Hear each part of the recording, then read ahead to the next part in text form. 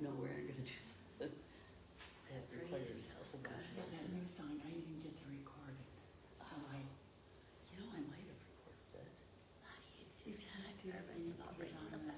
yeah, no. Yeah, I've got to. I should look. Because I can't It remember. went right out of my head after I left. Good morning, Sharon. I gotta remember where the. Uh-oh, uh-oh. Good morning, Miss Berry. I'll see if I can find it. Still testing positive, but she's with my brother. Kidding. So. Are you hugging or? Oh, the. Oh no. Oh, okay. I tested myself. I haven't. I bought 4 negative tests. You know me. I was crying about it.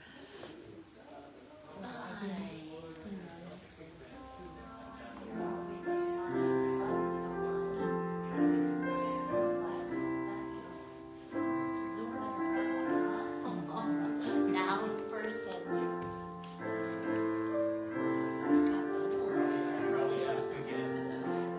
But I'm very thankful. I didn't know. We're getting little bubbles? Yeah. Yes, I do have.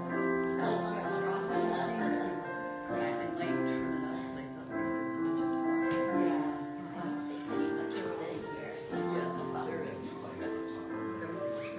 Yes, there is. Well, welcome everybody. Welcome our friends online. It's just a minute after 10, and I'm going to try to get through announcements in a world record pace. We'll see. We're still raising money for our $9,000 plumbing upgrade so that our 2 bathrooms are more accessible to everybody. So if you want to help with that, you can designate that in a memo line on a contribution, or also online. If you go to greenskyhill.org, you can write a memo line up for that.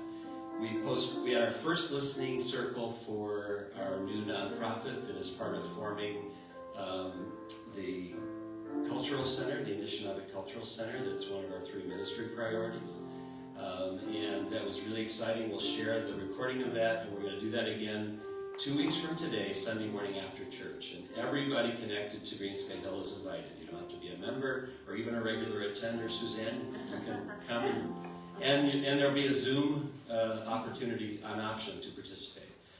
What we're asking is, what do we want? How do we want to honor our connection to the land here at Greensky Hill? Because this is our opportunity for the Greensky Hill Church, which is coming up on 190th anniversary, to have complete sovereignty over the land again.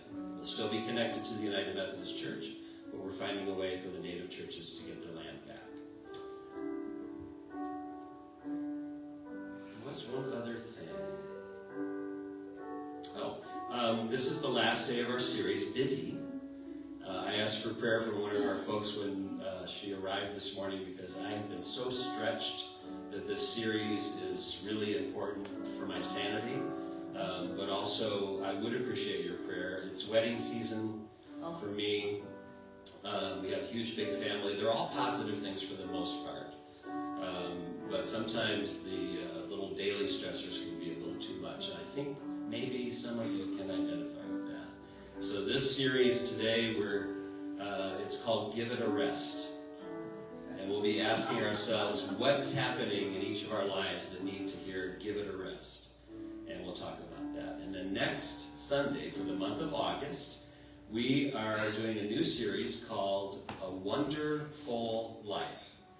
And yes, it is based on the film It's a Wonderful Life.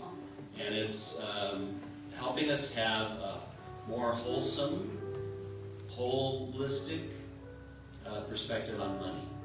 So the 4 Sundays in August, we'll talk about that, and then we'll start a new series in the fall when everybody gets back to school. All right, well, that was about 2 minutes longer than I wanted it to be, but you know what's going on. And if you have questions, please check with me after church. Ready to breathe? Ready to rest? As we gather, we'll use the first part of our service to slow down. Just literally slow down. And we've been practicing in all of our summer series. In fact, I think most of our COVID series, little mindfulness practices that rewire our brains. And they really work. do you know that changing your body temperature rewires your brain? If you're starting to have an anxiety attack, take a really warm bath or a really cold shower. Or depending on the temperature outside, step outside. Or if you're hot, step into air conditioning. And that physical change in your body temperature rewires your brain in a good way, helps you relax. And breathing does that. So we're going to do some breathing together.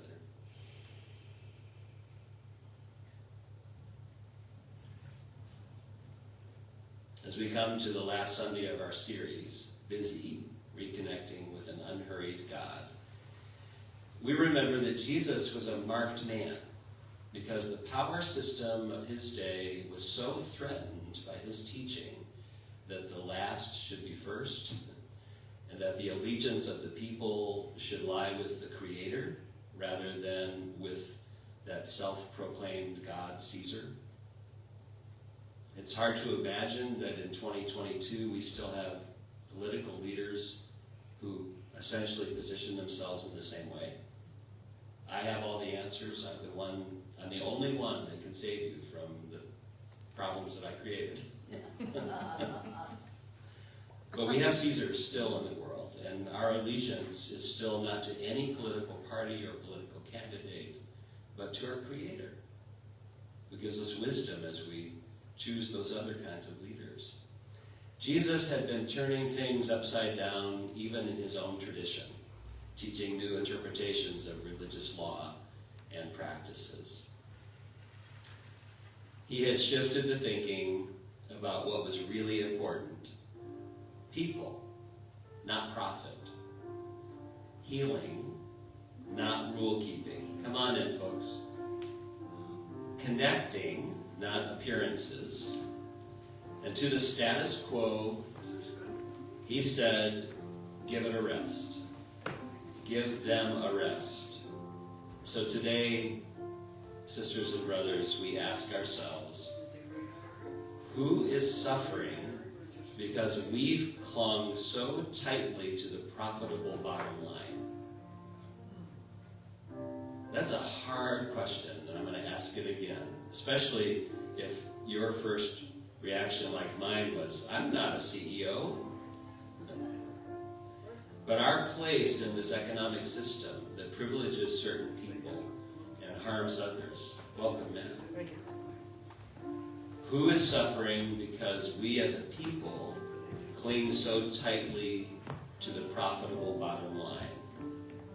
What status quo of our day needs to give it a rest? Will you sing this calming song together? Come and find the quiet center in the crowded lives we lead. Find the room for hope to enter. Find the frame where we are freed. Clear the chaos and the clutter.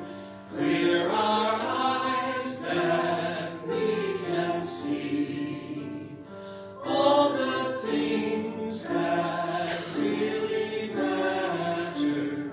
Be at peace and simply be. Do we even know how to do that anymore? Well, let's try. Let's do it together. This is your sign-up sheet. If you're ready to just be, put your name on this piece of paper. No, that's our registration booklet for attendance on Sunday morning. It helps us to track and report to folks who care about how many are here.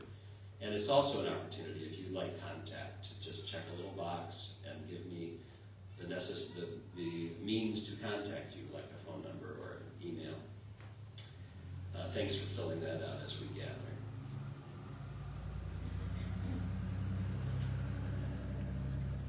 I invite you to take a deep breath. We've practiced this 5-5-7. So you breathe in through your nose for a count of 5. You hold that breath for a count of 5. And you exhale through your nose also for a count of 7. Let's try that.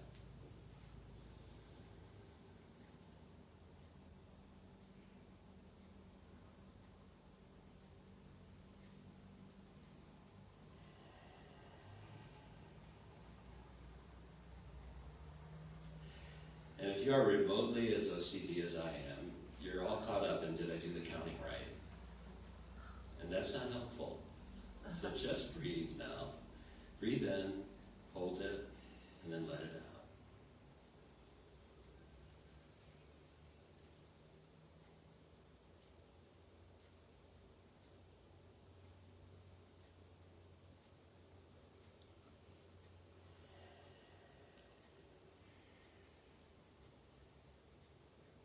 We are not in a hurry. We have all the time we need. I won't keep you too long this morning. You have absolute agency to leave anytime you want. Let go of whatever expectations you think somebody else has for you right now. I only have one. I hope you'll let yourself be loved this morning.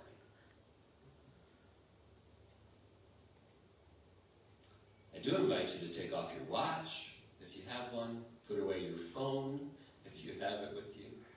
At least get it out of sight and silence it or turn it off if you can. And these simple practices we've been doing throughout this series as a way to give ourselves a break. So you're not even doing that for anybody else. You're doing that to give yourself a break. At least for this 1 hour, to catch our breath. And to give ourselves time to give God attention. I invite you to pray this prayer of clearing out with me. Your part is in the bold text. God of change, we are too busy sometimes to show up for what's important. Let us make room for you. The good life, a life that overflows with beauty and harmony, is happening, and we can't clear our schedules. Let us find room for you. Help us clear out the way we live and the gods we adore that are not you. Let us be room for you. In the name of Creator Sets Free, who invites us to wholeness. Amen. Our opening song this morning is in the Ojibwe hymnal number 32, and we're doing 1, 5, and 6. You will see the words phonetically spelled on the screen, and we're doing first Anishinaabemowin, the Ojibwe language, and then English for each of these 3 verses. So there you go.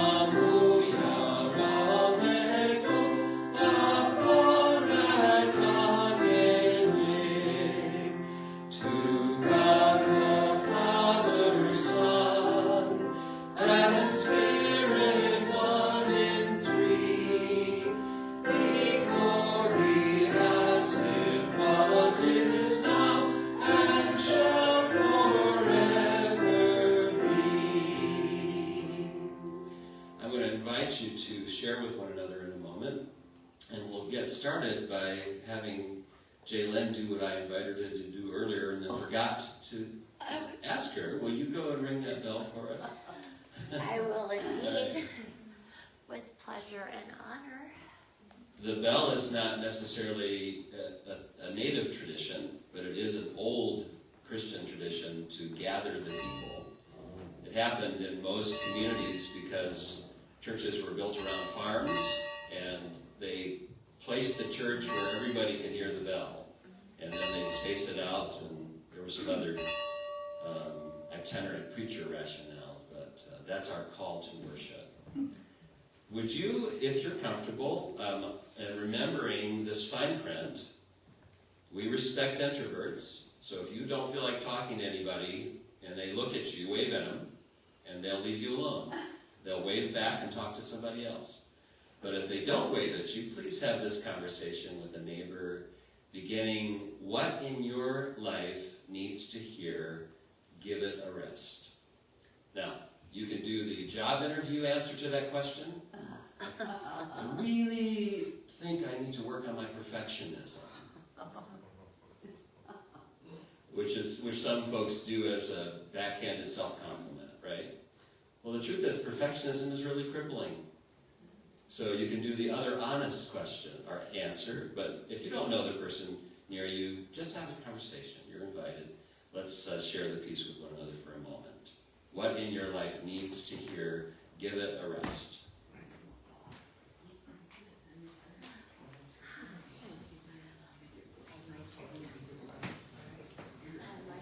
Oh, you don't want to do it?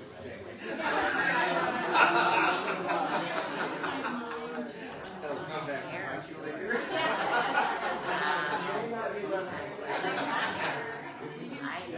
It just comes from the bottom. If you don't mind asking. My name is Sharon. I'm Sharon. It's okay. I'm a stranger. I'm shy too.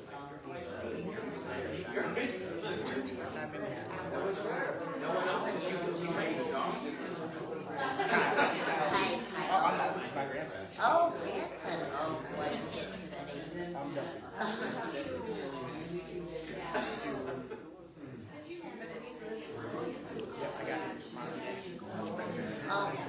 going to the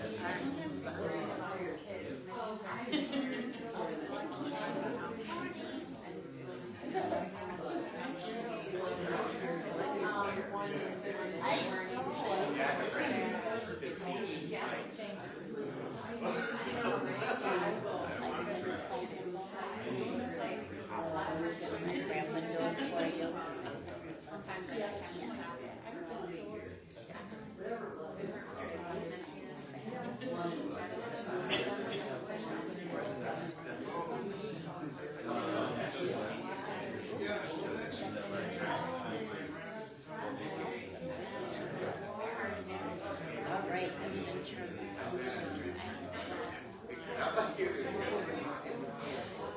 There you go, sir.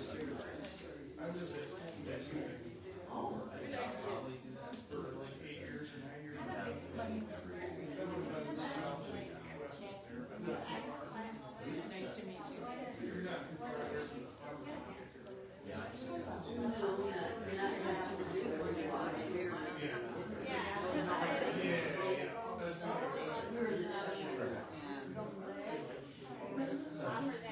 I haven't been here for Sunday. I know he said that he was in church the next Sunday, but then I was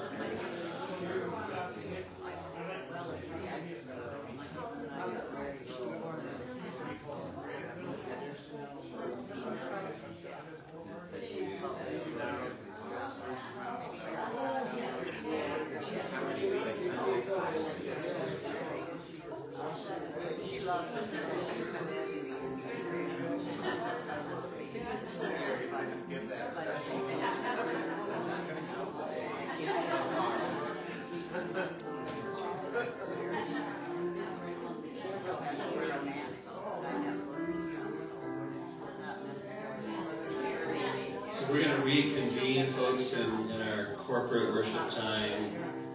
We're at the second part. We're at the taking note part of our service. And this is a time to literally do that. Just in your own mind and heart, take note of what God is saying to us today. Through the children, we have several children with us of varying ages, including some in the 70-plus range. But things are going better now. Through the sermon and through the arts. I have candy. That'll get everybody's attention. You got his. So, Pastor Sarah, let's see, oh, there we go. Pastor Sarah has another obligation this morning, so she let me fill in for her. And I have my bag of candy. This is my candy. Notice it's open already.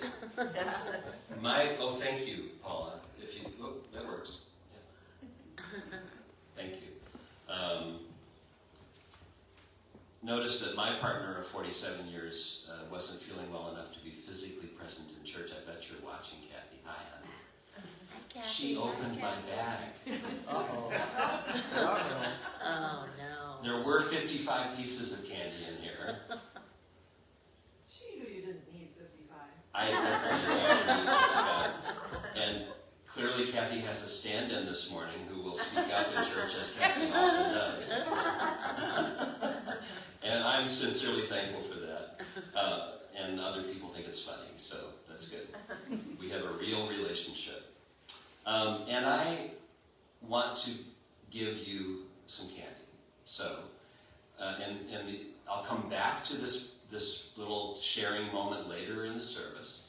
When I send this bag around, I'm also going to send around a bag of hand sanitizer so that after you take your piece out, you can sanitize your own hands and pass it on to the next person so that when you open your candy, you'll have sanitized hands, all right? You get to decide how many, and this is true for folks online. I'm sorry we haven't figured out how to do candy sharing online yet. So kids at home, ask mom or dad for a treat. And also, for those of you that candy really doesn't work, I didn't bring any good alternatives. So I don't have grapes or apples, or there are bubbles. You can blow bubbles, which don't drink it. It probably won't hurt you, but it's not going to taste good. At home, ask mom or dad or some other adult in your family to give, if you could have a treat of some kind, whatever's a good treat in your household. So here's my question. How many of you are delayed gratification folks? So that somebody, you have a treat, but you're going to get all the yucky stuff out of the way first. All right. How many of you are going to just enjoy your treat whenever you feel like it, and if that spoils your appetite for later, oh well.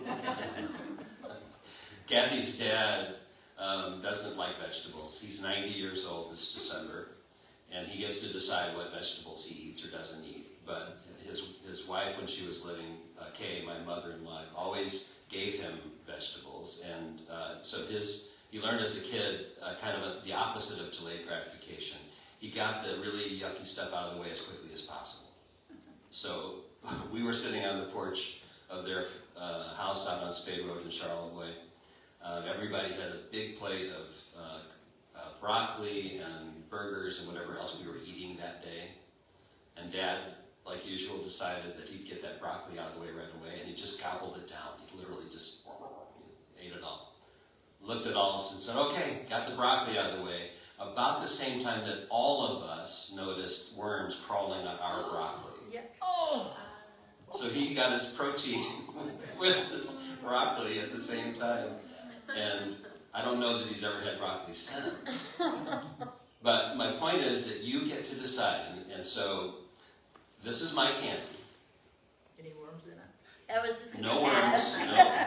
No. It's all packaged and safe. As much as sugar can be.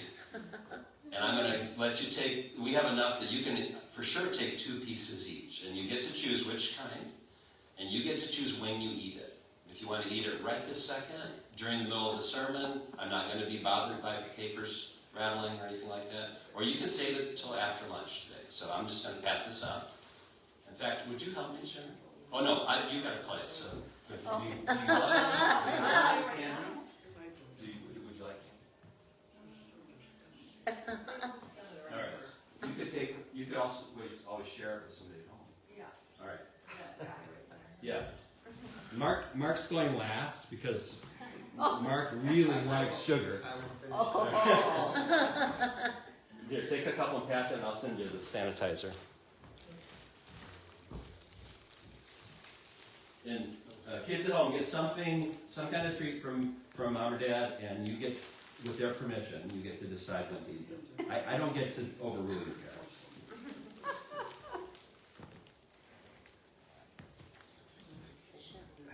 Okay. Thank you. So we've been singing this as our prayer song for children's time. And I'll help get that lined up because it's got to face the screen a certain way. I know. And you got it. Yeah. We'll try to include that candle right there. And that's the mark. It probably needs to come back a little. That's good. That works. Okay. Thank you. Okay. Our highly paid tech team is doing a great job this morning. And let's sing our prayer song, Take Time to Be Holy.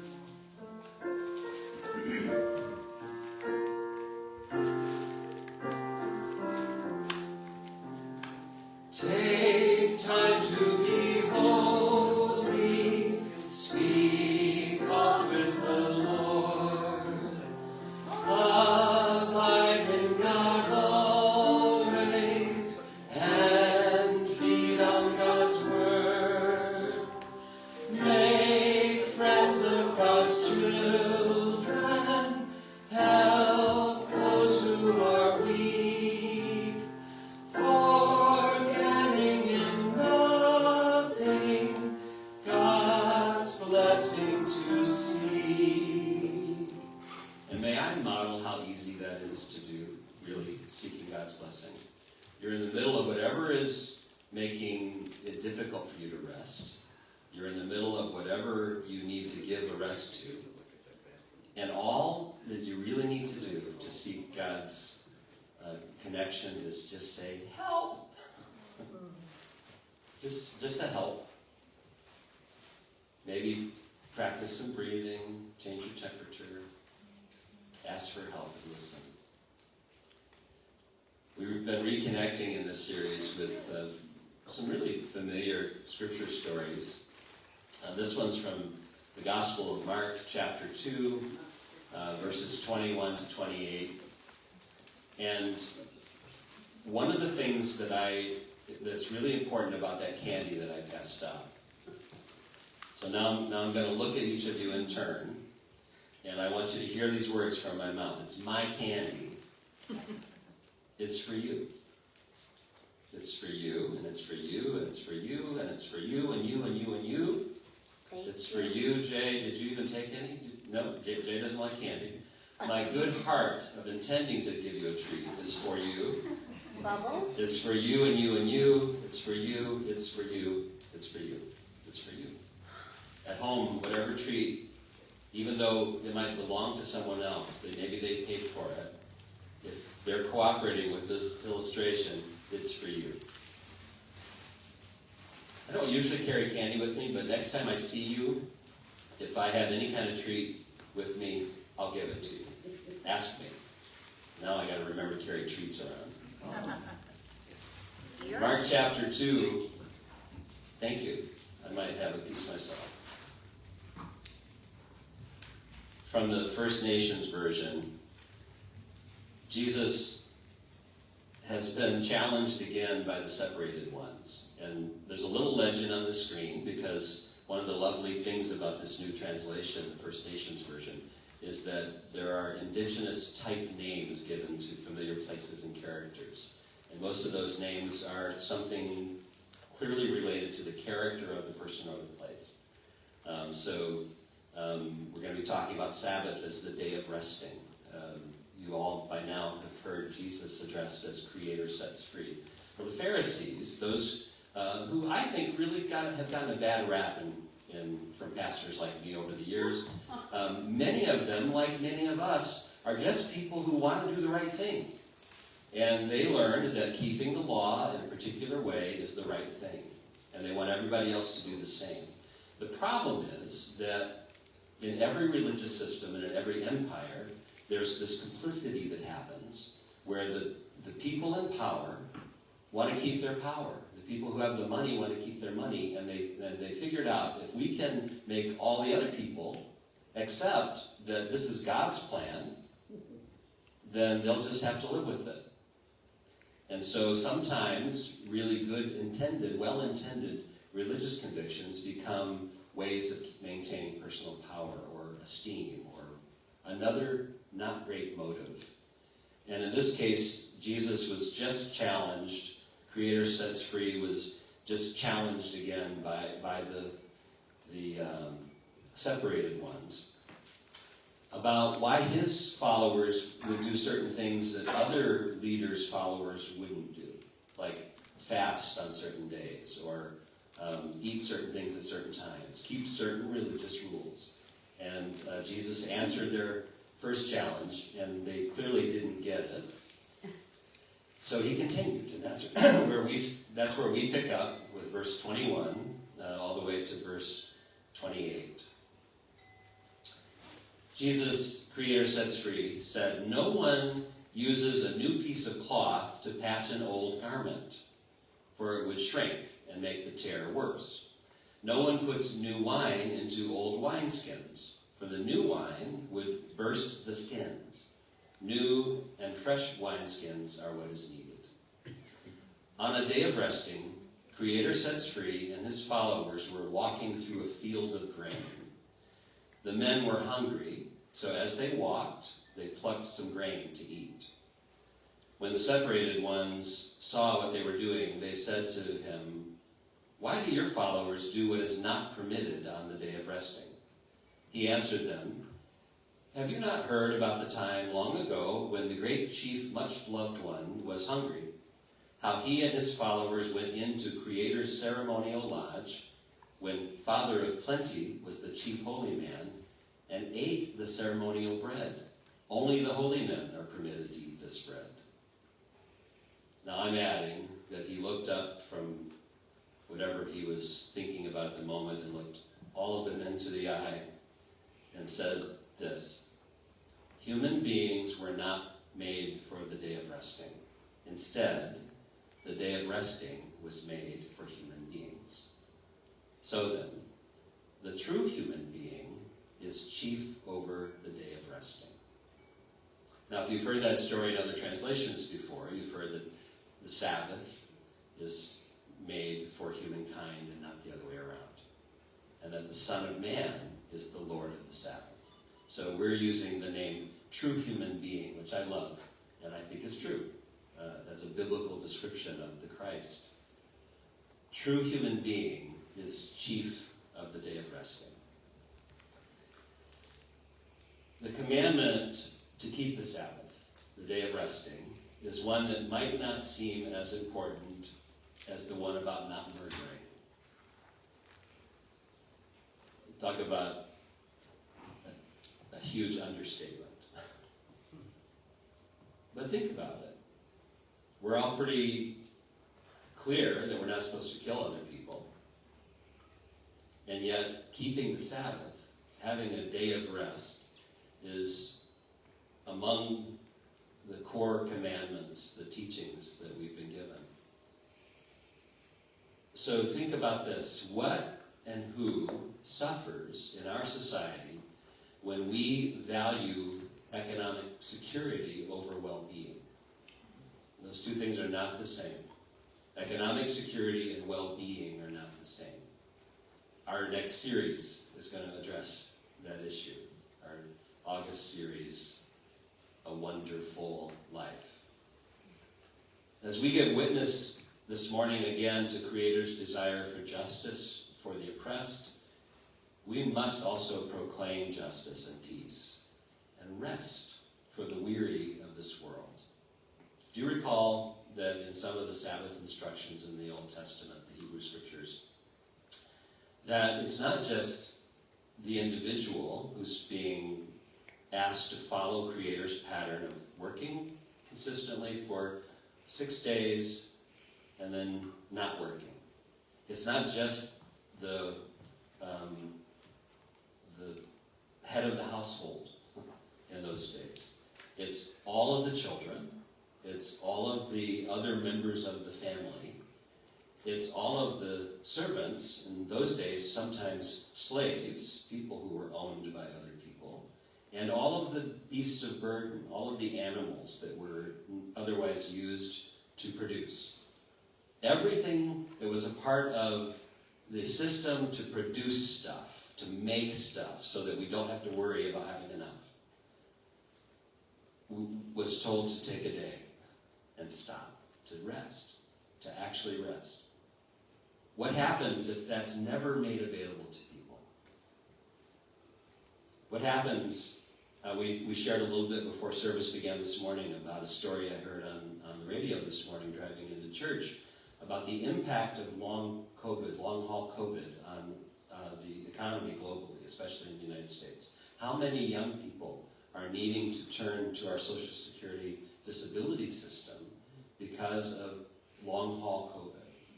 And nobody chose that. Nobody made that happen in spite of conspiracy theories. It's just an organism that found a way to replicate and cause a lot of pain for us. And those things have made people feel even more like they've got to work all the time. Whenever they have enough energy to work, they better be working.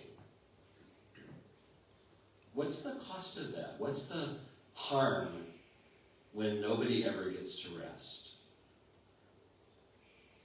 And for us, more importantly, and you might have answers this morning, and if we have a minute after church, I would, or you can even shout it out this morning, that'd be great. But this is mostly a rhetorical question for us to reflect on this week so that we can be a part of the justice-making mission of our loving God. What systems of our time, let's think of these as the old wineskins, what systems need to give it a rest or be put to rest because they harm and oppress the most vulnerable among us?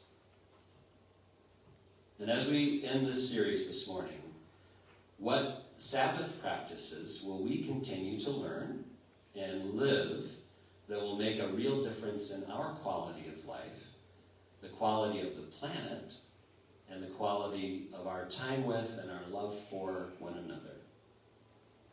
We've been practicing taking time out in the prayer chair. We're going to do that again this morning. We've practiced some breathing, and the 5, 4, 3, 2, 1, is that what it's called?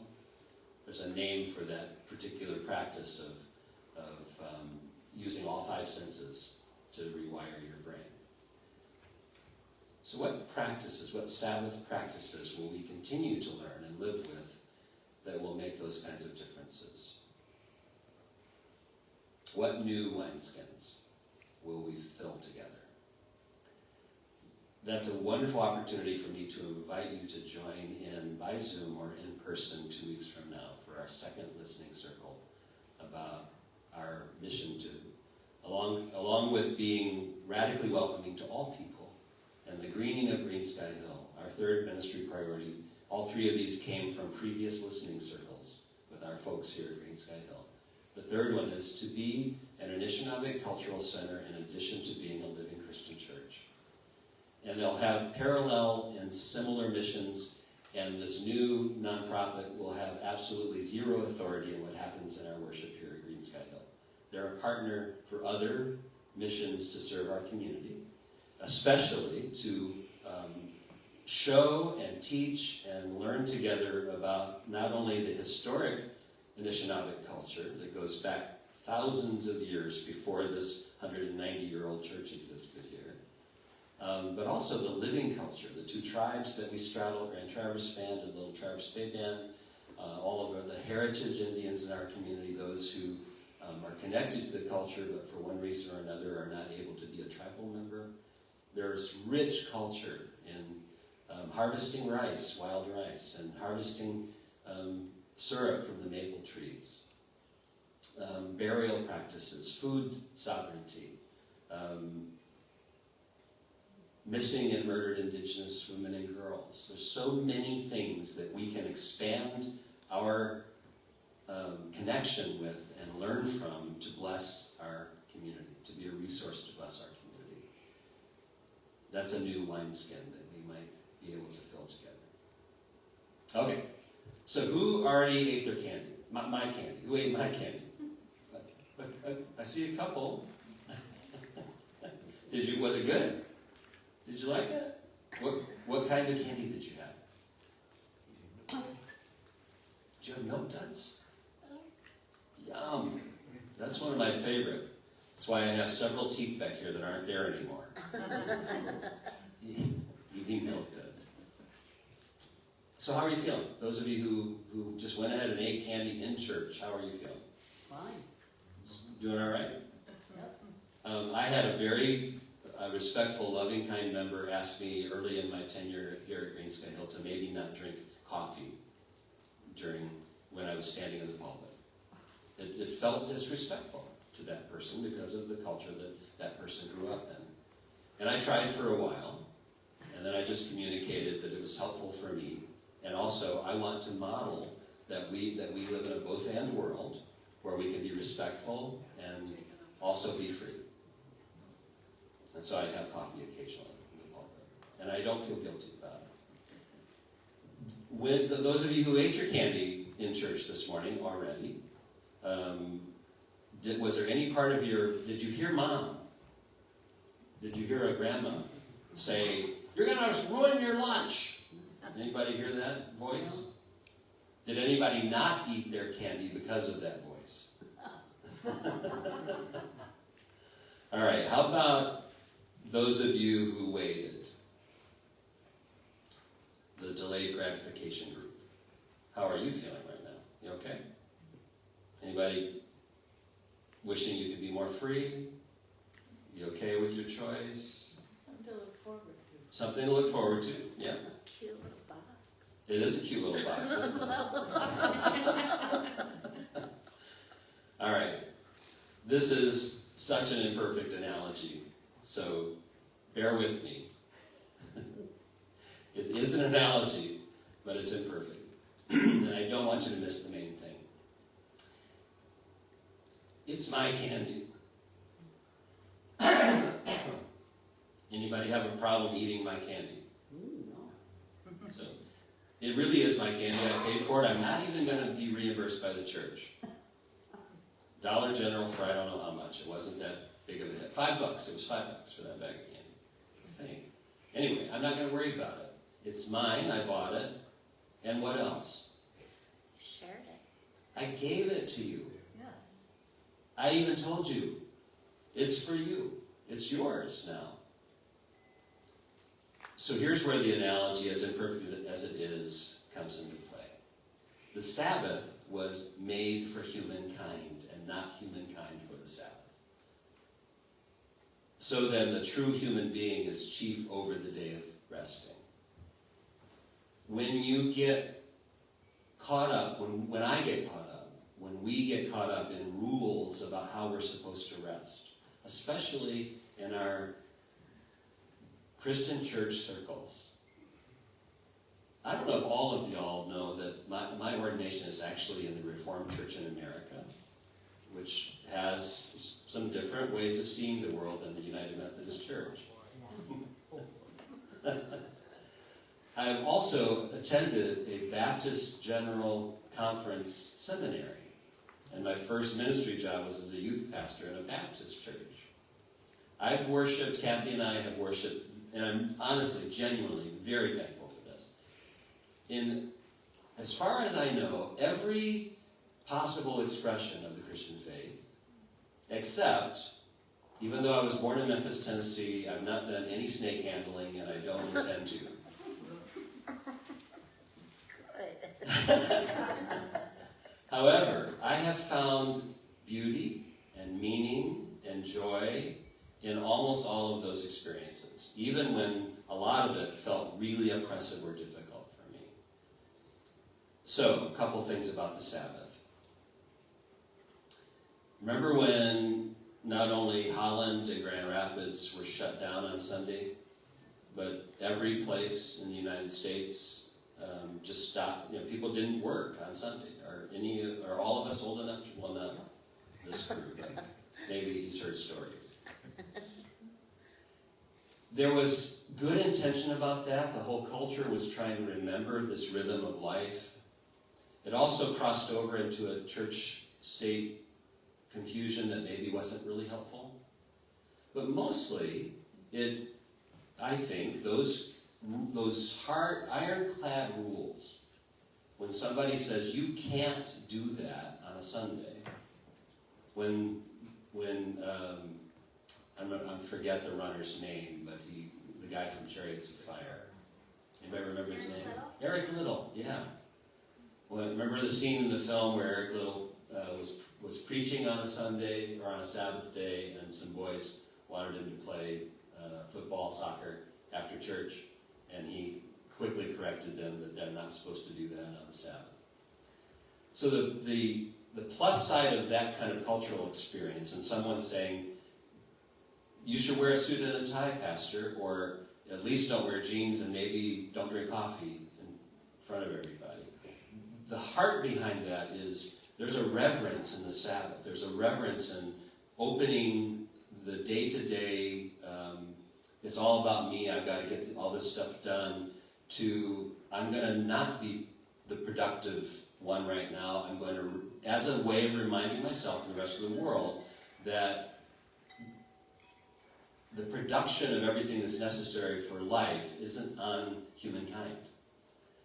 And it's odd because work carries a wonderful satisfaction, a reward. When you accomplish something, it feels good. We really do actually have to work to live. Even in the early Christian church, there were some folks who were so convinced that Jesus was coming back today that they just stopped working, and then the rest of the community ended up having to take care of them, and there needed to be a corrective where the leaders said, okay, yeah, we're all hoping Jesus is going to be here soon, but we need to plant the seeds and weed the fields and grow the crops and make all the stuff. So this is the both and confusion, but it doesn't have to be confusing because the Sabbath was created for humankind and not the other way around. So for us, most people, even most churches these days, are not legalistic about the Sabbath. Within Judaism, there are Orthodox Jews and Reformed Jews, and they have taken a different attitude toward what's permissible or not permissible on their Sabbath. If we remember this core principle, the Sabbath was made for us and not the other way around, then the decisions about how much do I work, what do I work. You remember the illustration of the rabbis who actually counted how many how many figs they could carry in their hand and not be violating the Sabbath don't work rules, right? And even then, folks had to be told, look, if your animal is stuck in a pit on Sabbath day, you don't have to let the animal die to keep this religious practice. For us, I think more directly applicable, is if your spiritual practices, if our mindfulness practices are the things that we do to open ourselves up to the presence of God in our everyday experience, if those end up becoming this burdensome weight of never can get it right, then something's out of balance. And the pause to remind ourselves, okay, this is a really good thing. It's not in and of itself what I was created for. I wasn't created just to keep these practices perfectly so that everything will be okay. They were created for me. They were created for us. It really helps that we have a schedule, 10 o'clock Sunday morning, to get together here and online, and people know that this is our time for corporate worship. We share our resources with one another. We're able to bless our community. But any given Sunday, if you need to be someplace else, feeling really guilty and like you're a worm because you've somehow failed in some religious practice is not the voice of God in your head. The Spirit is reminding us that these practices, particularly the practice of resting, particularly being able to say to yourself and to everyone in your life, I'm not working today. Or at least I'm not working for this period of time. And letting your choice to rest remind you that the world is still revolving, it's still, the galaxies are still doing what they were designed to do. There's enough for you and for everybody else. And the things that are making it feel like there's not enough are the evil forces, the powers and principalities of this world, and not the opportunities to connect with God that God created for us. So, let me try to make this really practical. This week, I would invite you to take a time out in your prayer chair, and I'm going to invite you to ask the true human being to show you what in your life needs to hear, give it a rest. Maybe some of the things that you shared with one another earlier. And if you can take that time, you don't have to do, here again, I'm going to model going to the prayer chair. And maybe some of you have actually practiced this during this 7-week series.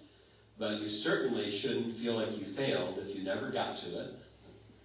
Or if your version of a prayer chair is you're driving down the road by yourself in a quiet space, still driving safely, but allowing yourself to be in a prayerful posture and talking to the Creator, talking to God with this question.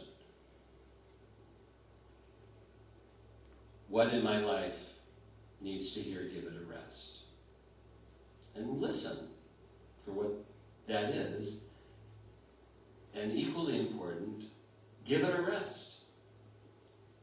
If you ask that question and your heart tells you, the Spirit within you tells you, you need to stop watching as much news as you've been watching. Give it a rest. Or whatever that is. Listen to that and practice that.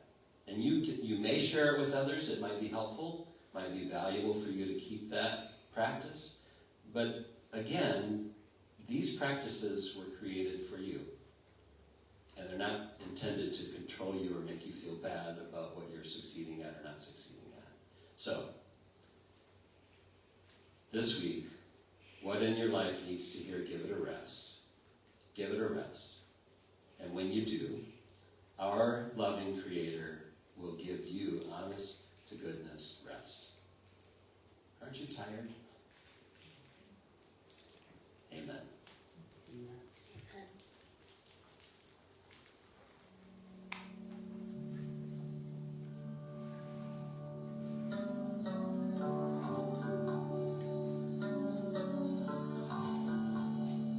Welcome to the heart of God. Breathe deep, beloved. I am bringing everyone in. There's nothing to be afraid of. This is your birthplace. There are no requirements unmet. This is your birthright. No one is refused. Come in, let down, expand. There is more than enough room. Join me in the deep, refreshing, endless, eternal. Wade in and be refreshed. Let your mind untangle. Let your body rest. Let your spirit be at peace. I am this moment, and by waves of love I will reset your cadence. By my current, get you back on course. My touchable representations on earth, I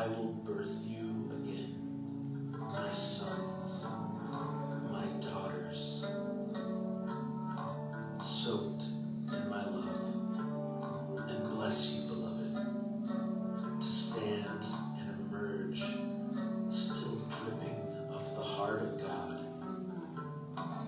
as one fluid, hope-restored movement to alter the environment for the better everywhere you go. Because everywhere you will go, there I am.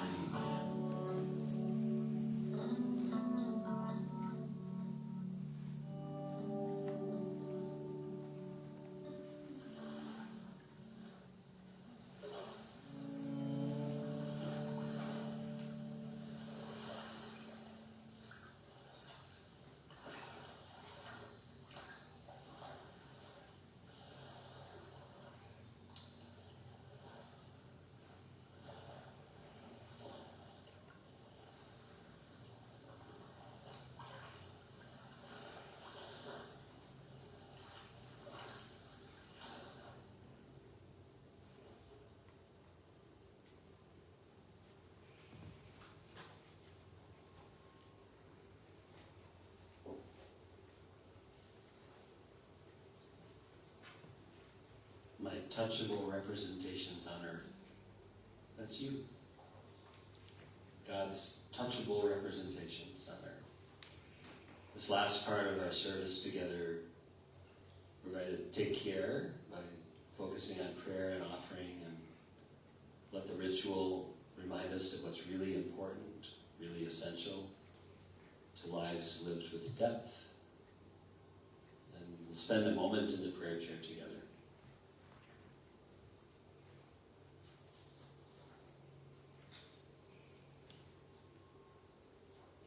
As we send ourselves to a time out in the prayer chair for the last time this season, my prayer for you is that if you had a prayer chair at home, that every time you look at that chair, you'll be drawn to it again. If only for the time it takes to take a deep breath. And if you've not been able to keep up that practice, it's okay. Don't feel guilty every time you see the chair. Feel the permission it is giving you to slow down, to remember that the Sabbath was created for you, to remember that you are enough and that it waits for you whenever you're ready to give God some time. God is always compassion, not pressure. And that's why accepting the invitation to step out of the busyness and dwell with God is always available to you, no matter what.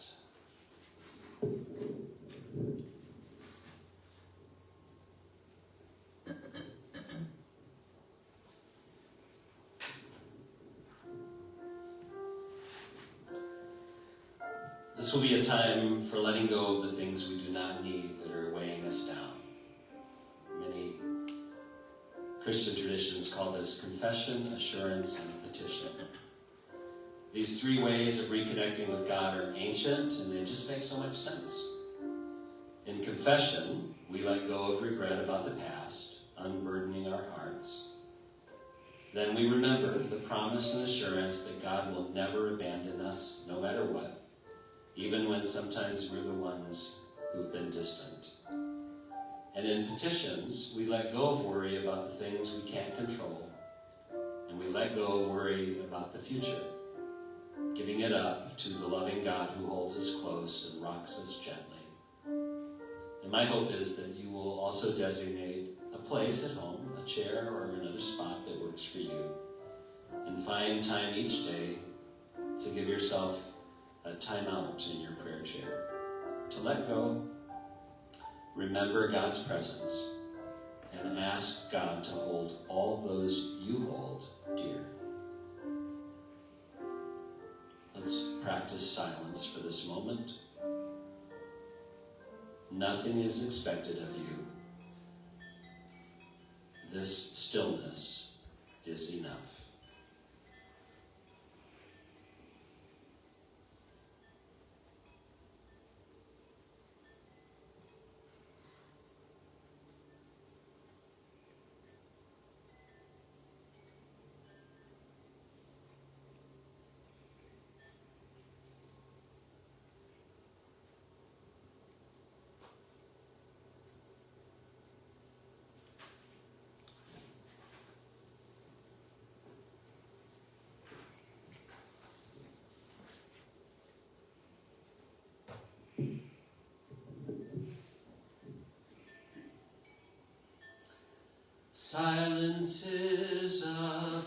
wind who claims us, cools the heat and slows the pace.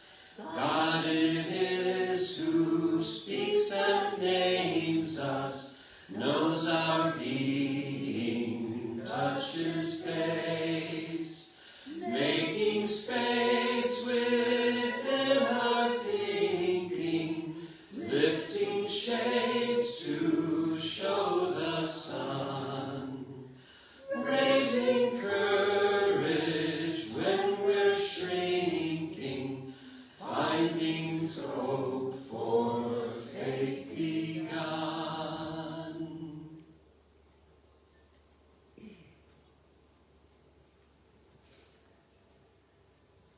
For not being aware of how our actions affect others, Forgive us.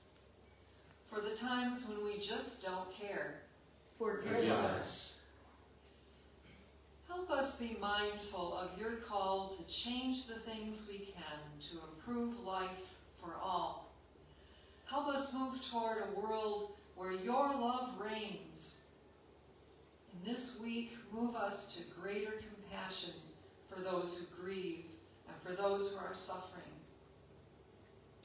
In this moment, we hear your promise, Sabbath rest was made for you.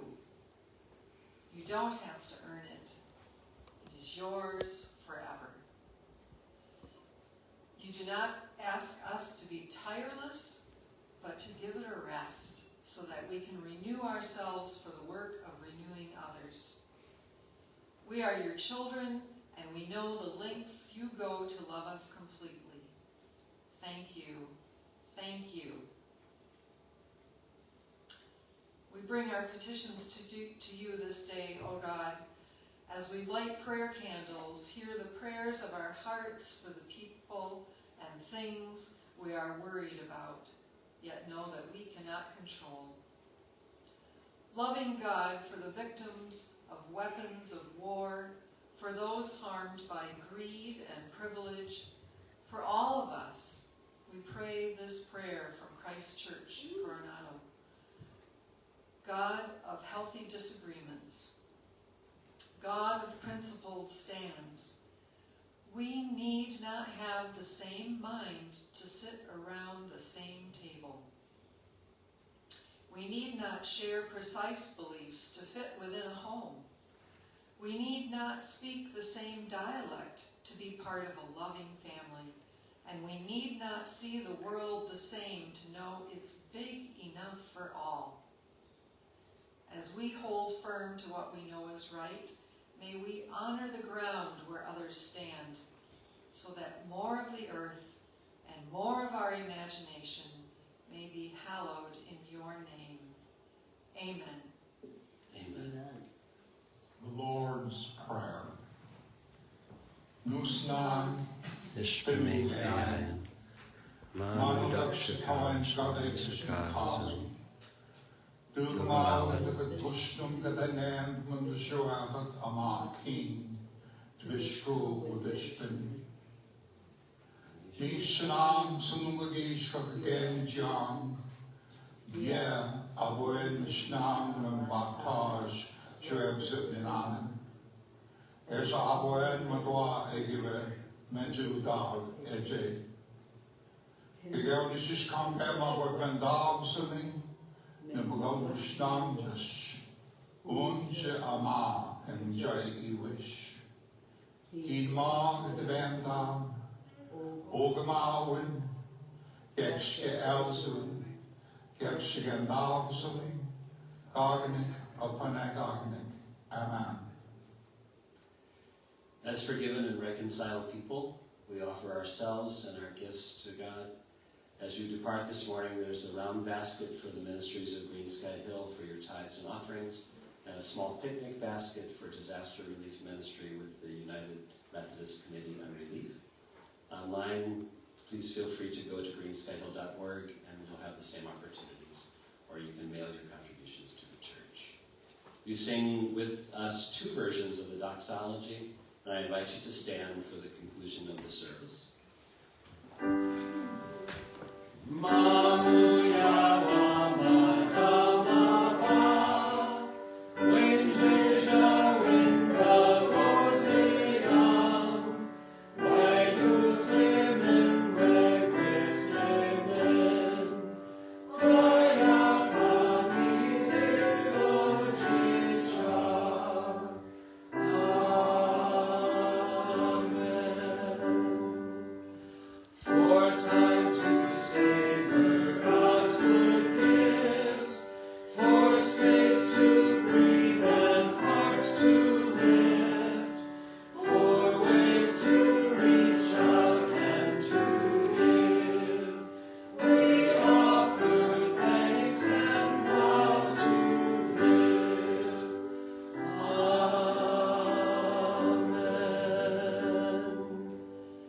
These last few moments together are our invitation to take a bit of this serenity and peace, this Sabbath that was created for us, out into the busy world.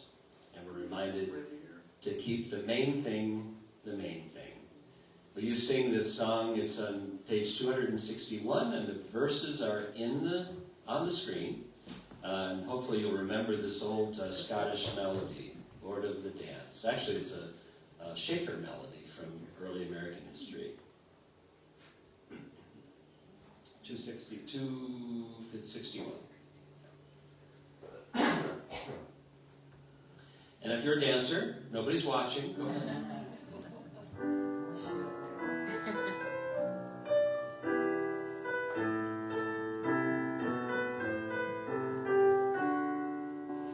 I danced in the morning when the world was begun, and I danced in the moon and the stars and the sun, and I came down from heaven and I danced on the earth. At Bethlehem I had my birth. Dance then wherever you may be. I am the Lord of the dance, said he, and I'll lead you all wherever you may be, and I'll lead you all in the dance, said he. I danced for the scribe and the Pharisee, but they would not dance and they would not follow me. I danced for the fishermen, for James and John. They came to me and the dance went on. Dance then wherever you may be. I am the Lord of the dance, said he, and I'll lead you all wherever you may be, and I'll lead you all in the dance, said he. I danced on the Sabbath and I cured the lame. The holy people said it was a shame. They whipped and they stripped and they hung me high. They left me there on a cross to die. Dance then wherever you may be. I am the Lord of the dance, said he, and I'll lead you all wherever you may be, and I'll lead you all in the dance, said he. I danced on a Friday and the sky turned black. It's hard to dance with the devil on your back. They buried my body and they thought I'd gone, but I am the dance and I still go on. Dance then wherever you may be. I am the Lord of the dance, said he, and I'll lead you all wherever you may be, and I'll lead you all in the dance, said he. They cut me down and I looked up high. I am the life that'll never, never die. I'll live in you if you live in me. I am the Lord of the dance, said he. Dance then wherever you may be. I am the Lord of the dance, said he, and I'll lead you all wherever you may be, and I'll lead you all in the dance, said he. This week, slow it down even more if you can. There's no better moment than now to take stock of what's important and vow to uphold it. And may you be reacquainted each day with an unhurried God who is calling you to dive deeply into love. And here's our sending song, our last refrain.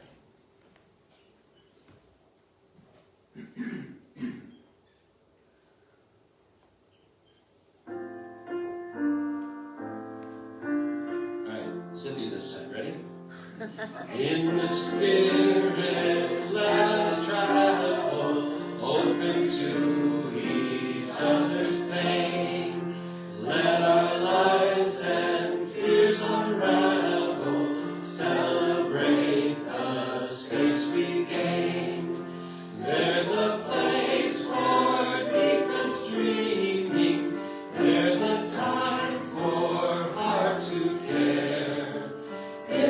spirits likely scheming, there is always room to spare. I hope you have a restful week and come back next week for a new series, A Wonderful Life. See how wonder-filled your life can be. See you soon. Bless you. Love you.